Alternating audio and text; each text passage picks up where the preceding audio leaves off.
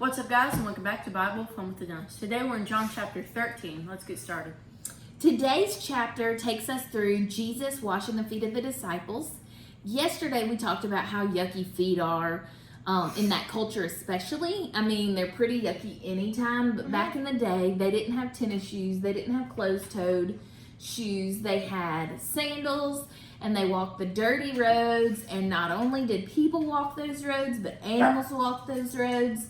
And you know what happens when animals travel and walk. They don't use the potty in potty chairs. The road is also that. So their feet could be truly disgusting. And so Jesus washing the disciples' feet, Orville is offended by us talking about animals' potty issues. We did that in the room today. Okay. On his wall. Jesus washing the disciples' feet is a really big lesson on humility. We can learn how to be a servant to others from Jesus' example. If the God of the universe isn't too important to humble himself to wash yucky feet, then we, people created by the God of the universe, are definitely not too important to serve others. In fact, our love and our service to others makes us look more like Jesus. So this foot washing is also symbolic. So he served them, he loved them this way, but John picked up on this. John, what was your takeaway from this section? My takeaway was how Jesus washed their feet, and they're all like, no, we should be washing your feet. But he said, but if I don't wash your feet, then you are not mine. And so that means, like, when you get saved, Jesus basically washes your feet. And he's the only one that can do that, right? Can I say my other takeaway? Yeah. Right. You want to wait to the end? Okay. So then, while Jesus and the disciples are having this meal, the Last Supper, John doesn't talk about this. He doesn't go into detail of this, but that's what's going on. Jesus washed their feet before they partook of this meal. And so while they're sitting there, Jesus tells them that he knows that one of them is going to betray him, meaning one of them is going to tell on him. One of them is going to turn against him so that he will be arrested and eventually killed. And so Jesus is talking about Judas. And it's super interesting to me watching this moment. Jesus doesn't treat Judas any different from the rest of the disciples. He loves him. He serves him. He washed Judas's feet, even though he says that one of them, not every one of them, is completely clean. Meaning Judas is not clean. Judas did not trust in Jesus as his Savior. But I love that Jesus still loves him and serves him and shows that he forgives him, and he washes Judas's feet and he serves him. Once Jesus calls Judas out, he tells him, go on and do whatever you need to do. Go quickly. And then Jesus is still using every single moment that he has left with the disciples to teach them and prepare them to go and disciple others. I love how he tells them in verses 34 and 35. I have a lot of takeaways, and so I'm just sharing as I recap. He says, a new commandment I give to you, that you love one another, just as I have loved you. You are to love one another. So he tells us to love one another, but not just love them, but the way that Jesus showed us as he was living on earth. And so that takes it up a notch. That's not just regular love, but that is unconditional love, just like Jesus modeled out for us. Loving an enemy who's about to go betray you to your death. That's love. And Jesus said, by this, all people will know that you are my disciples if you have love for one another. So this is super important because these are one of the last few things that Jesus is going to teach and tell us before he dies, and he is very aware of this. He knows this is going to happen, and it's like he's given us the last important things. And what he wants for us is to love one another, and that's how people will know that we follow Jesus, that we love one another. That's what makes us different from the rest of the world.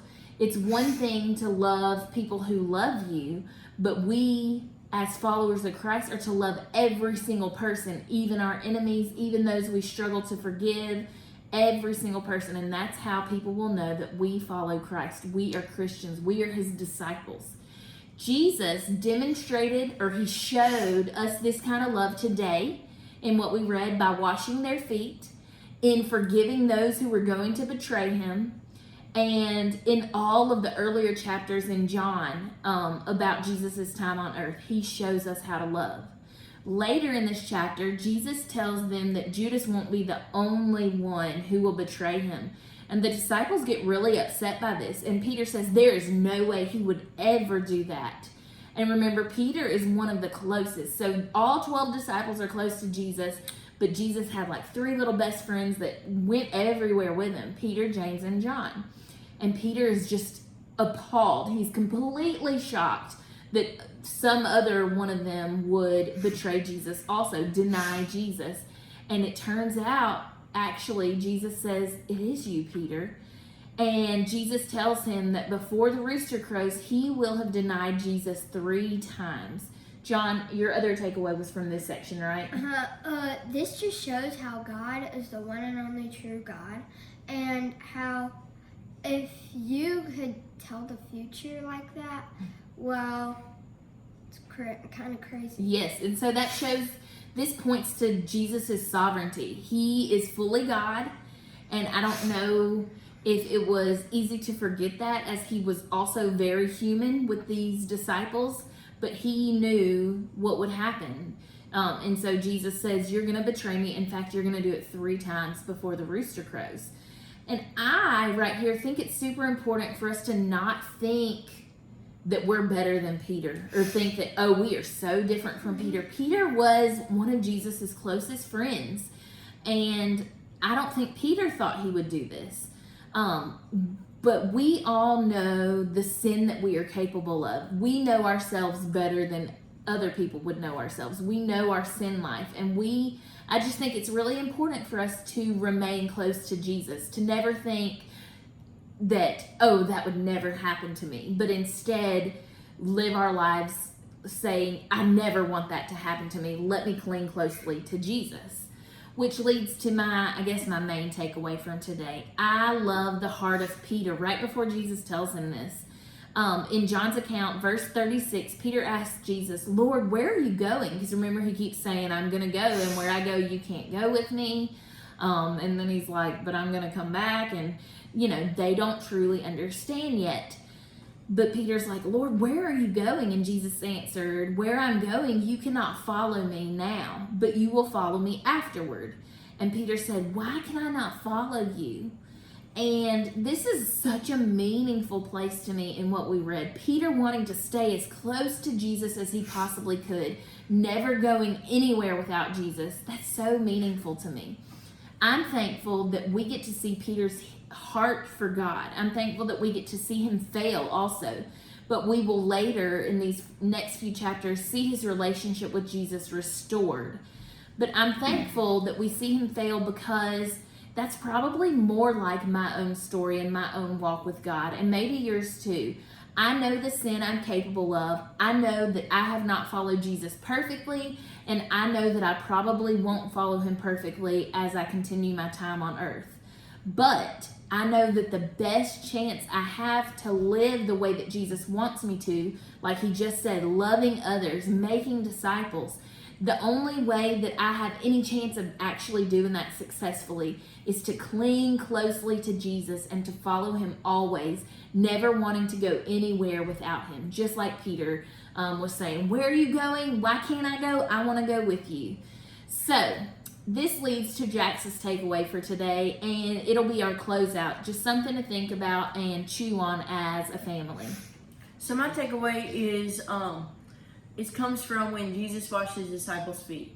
When he did this, he was cleaning their feet, of course, that's obvious, but he was also doing it as a metaphor to teach them a lesson.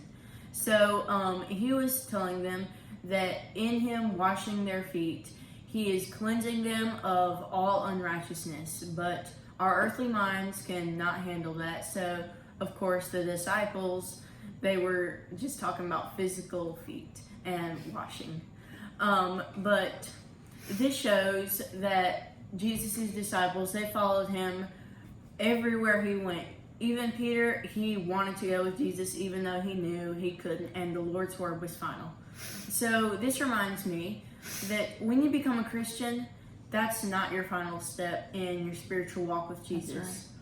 When you become a Christian, that's really when you're reborn and it picks up more.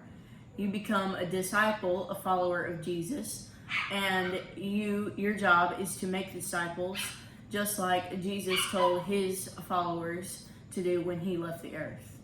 That's right.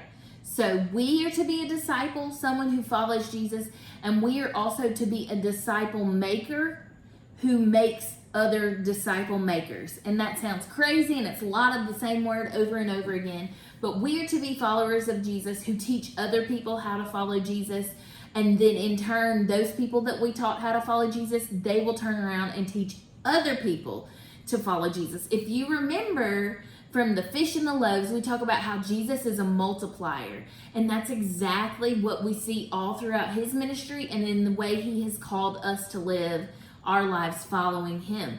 When we share Christ with one person and we do life with them and we teach them everything that God has taught us and we tell them how they can teach other people, well, then they go out and do that. We do that with another person, and that multiplies. Followers of Christ multiply. This is how God chose for us to spread the gospel. He chose to use people to do this. And so that is our job as followers of Christ. Yesterday we talked about the plan of salvation, how you can become a follower of Christ. And so today, that is the jumping off point, becoming a follower of Christ. But it only begins at that point. And so today we're talking about, what do we do once we're a follower of Christ? We teach other people how to follow Christ. And so our question is, are you a follower of Christ like we talked about yesterday? Did you put your faith and your trust in God, asking him to save you of your sin, helping you to turn away from him and not live that way anymore, and asking God to lead you and to be your boss for the rest of your life, to be the most important thing in your life from here on out? And if you have, the next thing is to tell everyone you come in contact with. Everything that we share every single day is based upon these things. And I think the easiest way to be a disciple maker, to share Christ with others, is by exactly what Jesus told us today, to love one another just like Jesus loved us and like he loved everyone else he came in contact with, to love. And people will know that we are Christ's by how we love. All right, friends, thank you for joining us today. We love you, and we'll see you tomorrow.